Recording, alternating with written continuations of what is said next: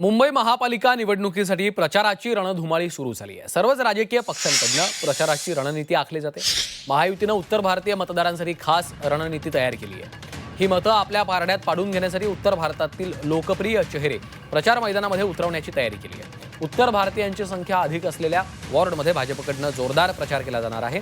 योगी आदित्यनाथ यांच्यासह मैथिली ठाकूर यांना प्रचाराच्या मैदानामध्ये उतरवलं जाणार आहे। योगी आदित्यनाथ, रवी किशन, मैथिली ठाकूर, मनोज तिवारी यांना आता प्रचाराच्या रणांगणात उतरवलं जाणार आहे।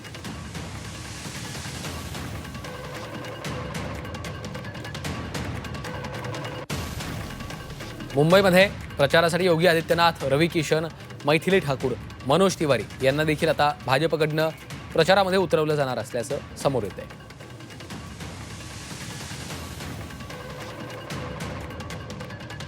तर महापालिका प्रचारासाठी आता भाजपनं ही खास रणनीती आखल्याचं बोललं जात आहे। ठाकरेंच्या मराठी अमराठी या मुद्द्याला आता हिंदुत्वाच्या मुद्द्यानं उत्तर दिलं जाणार आहे असंही बोललं जात आहे। नाही, त्यांच्यामध्ये त्यांनी मुंबईची फाळणी केलेली आहे। एक परप्रांतीयांची मुंबई आणि दुसरी मुंबई एक मराठी माणसांची मुंबई अशी भाजपनं सरळ फाळणी केली। आमच्यासाठी मुंबई अखंड आणि एक आहे। जे मुंबईकर आहेत त्यांनी मुंबईच्या विकासासाठी एकत्र येऊन मतदान करावं। पण भारतीय जनता पक्षानं कायम प्रांतवाद, जातवाद आणि धर्मवाद या आधारावर निवडणुका लढल्या आणि मुंबईसुद्धा तेच करतायत। स्थानिक निवडणुकामध्ये जर त्या योगींची आवश्यकता आहे आणि गरज आहे तर मग ह्यांचं अपयश आहे। या राज्यामध्ये हे सरकार जे चालवत आहेत तीनही पक्ष हे जनतेच्या परीक्षेत नापास झाले आहेत। त्यामुळे दुसऱ्याला बोलवून दुसऱ्या राज्याच्या मुख्यमंत्र्यांना बोलवून मदत घ्यावी लागते पास होण्यासाठी, हा त्याचा अर्थ आहे।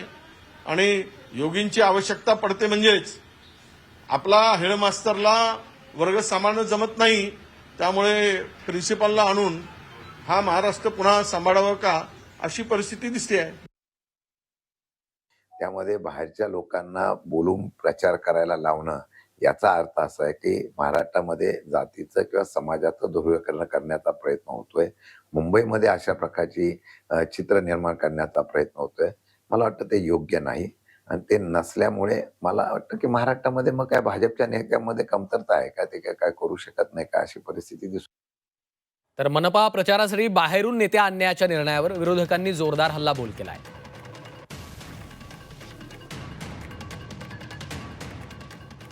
तुम्हाला योगी आदित्यनाथ मुंबईत कशा करता पाहिजे, मैथिली ठाकूर कशा करता पाहिजे, किंवा अन्य कोणी कशा करता पाहिजे, कशा करता पाहिजे? तुम्ही सक्षम नाही आहेत का? हा जर मतदार मुंबईचा नागरिक आहे, मुंबईकर आहे, तर मग भारतीय जनता पक्षाच्या महाराष्ट्रातल्या नेत्यांनी त्यांच्यासमोर गेलं पाहिजे।